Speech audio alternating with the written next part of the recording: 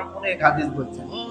বুখারী শরীফের ইমাম বুখারী রহমতুল্লাহি আলাইহি তিনি একটা মদিনার ফজিলত নিয়ে তিনি একটা বাবি একটা অধ্যায় কায়েম করছেন যে মদিনার ফজিলত। বুখারী শরীফের মধ্যে আসছে আন আনাস ইবনে মালিক রাদিয়াল্লাহু তাআলা قال قال رسول الله صلى الله عليه وسلم المدينة حرام من كذا إلى كذا لا يقع شجرها আল্লাহ রাসূল সাল্লাল্লাহু আলাইহি ওয়াসাল্লাম বলেন মদিনার অমুক জায়গা থেকে অমুক জায়গার মধ্যে কোনো কিছু করা হারাম, নিষেধ। লা ইয়াকতাউ শাজারাহা, সুতরাং সেখানে গাছও কর্তন করা যাবে না। কি করা যাবে না? গাছও কাটা যাবে না। ওয়ালা ইহদাসু ফিহা হাদাসুন, এবং মদিনার মধ্যে কোরআন সুন্নাহর বিরোধী কোনো কাজ করা যাবে না। মান আহদাসা হাদাসান, যে ব্যক্তি মদিনার মধ্যে কোরআন সুন্নাহর বিরোধী কাজ করবে ফালাইহি লানাতুল্লাহি ওয়াল মালাইকাতি ওয়ান নাসি আজমাইন, আল্লাহর রাসূল সাল্লাল্লাহু আলাইহি ওয়াসাল্লাম বলেন যে ব্যক্তি মদিনার মধ্যে কোরআন সুন্নাহর বিরোধী কাজ করবে সেই ব্যক্তিকে আল্লাহ তাআলা লানত করে, অভিশাপ করে। শুধু আল্লাহ তাআলা নয়, ওয়াল মালাইকাতি, ফেরেশতারা অভিশাপ করে, ওয়ান নাসি আজমাইন, এবং যত মানুষ আছে সমস্ত মানুষগুলো ওই ব্যক্তিকে অভিশাপ করে। আল্লাহ রাসূল বললেন যে মদিনার মধ্যে কোরআন সুন্নাহর বিরোধী যে ব্যক্তি কাজ করবে সেই ব্যক্তিকে আল্লাহ তাআলা অভিশাপ করেন, ফেরেশতারা অভিশাপ করেন, এবং সকল মানুষরা তাকে কি করেন? অভিশাপ করেন। তাহলে বুঝতে হবে মদিনা আল্লাহ তাআলার কাছে কতটা দামি। বুখারী শরীফের মধ্যে বলেন আন সাঈদ রাদিয়াল্লাহু তাআলা আনহু قال قال رسول الله صلى الله عليه وسلم سمعت النبي صلى الله عليه وسلم يقول لا يكاد أهل المدينة أحد إنما كما ينمى الملح في الماء।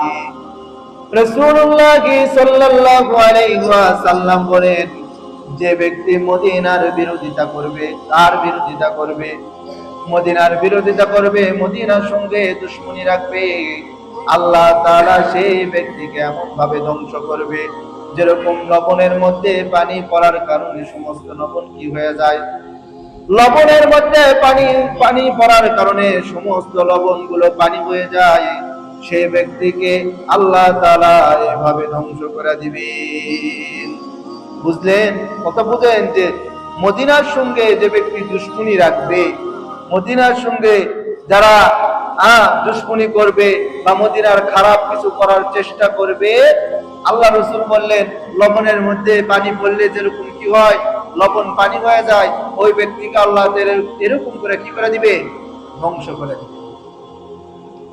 বুখারী শরীফের মধ্যে আছে আন আবি বাকরাতা রাদিয়াল্লাহু তাআলা قال قال رسول الله صلى الله عليه وسلم لا يدخل المدينة روح المسيح الدجال لها يومئذ 7 أبواب على كل باب ملكان। রাসূলুল্লাহ সাল্লাল্লাহু আলাইহি ওয়াসাল্লাম বলেন পৃথিবী তোমরা দেখতেছো, এই পৃথিবীর মধ্যে হাজারো ফিতনা তোমরা দেখতে পাইতেছো। পৃথিবীর মধ্যে যত ফিতনা আছে সমস্ত ফিতনা থেকে সবচাইতে ভয়ঙ্কর ফিতনা হলো দাজ্জালের ফিতনা। আর এই দাজ্জাল মদিনার মধ্যে ঢুকতে পারবে না। রাসূলুল্লাহ সাল্লাল্লাহু আলাইহি ওয়াসাল্লাম বলেন মদিনার মধ্যে 7টি গেট থাকবে। কয়টা গেট থাকবে? 7টা গেট থাকবে। সাবাতু আবওয়াবিন, 7টা গেট থাকবে। আলা কুল্লি বাবিন মালাকানে, প্রত্যেকটা দরজার মধ্যে 2 জন করে ফেরেশতা প্রহরী থাকবে। যখনই দাজ্জাল ঢোকার জন্য চেষ্টা করবে, মদিনার 7টা যে কোনো পথ দিয়ে যখন ঢোকার চেষ্টা করবে, ওই ফেরেশতারা দাজ্জালকে ধাওয়া করা আরম্ভ করবে। দেখেন মদিনার কতটুকু দাম। মদিনার মধ্যে দাজ্জাল ঢুকতে পারবে না, অথচ দাজ্জাল পৃথিবীর আনাচে কানাচে প্রতিটা জায়গার মধ্যে দাজ্জাল যাবে। পৃথিবীতে আপনি যত ফিতনা দেখতে পাচ্ছেন, যত কষ্টকর জিনিস দেখতে পাচ্ছেন, এত সমস্ত ফিতনাকে যদি একত্রিত করে এক পাল্লায় রাখা হয়, আর দাজ্জালকে যদি এক পাল্লায় রাখা হয়, দাজ্জালের পাল্লাই ভারী হবে। কারণ দাজ্জাল তো মুসলমানদেরকে প্রকাশ্যে কি বানায় দিবে? ইহুদি খ্রিস্টান ঈমান হারা বানায় ফেলে দিবে। দাজ্জালের ফিতনা অনেক বড় ফিতনা। ইনশাআল্লাহ যদি শুধু কয় কিয়ামতের আলামত নিয়ে যখন আলোচনা করব, তখন এই দাজ্জালের আলোচনা করা শোনাবো ইনশাআল্লাহ। এই তিনটা হাদিস থেকে আমরা বুঝতে পারলাম, জানতে পারলাম, মদিনা আল্লাহর রাসূলের কাছে এবং আল্লাহ তাআলার কাছে অনেক দামি। মদিনা কি আল্লাহ তাআলার কাছে অনেক দামি। রাসূলুল্লাহ সাল্লাল্লাহু আলাইহি ওয়াসাল্লাম মক্কা থেকে মদিনা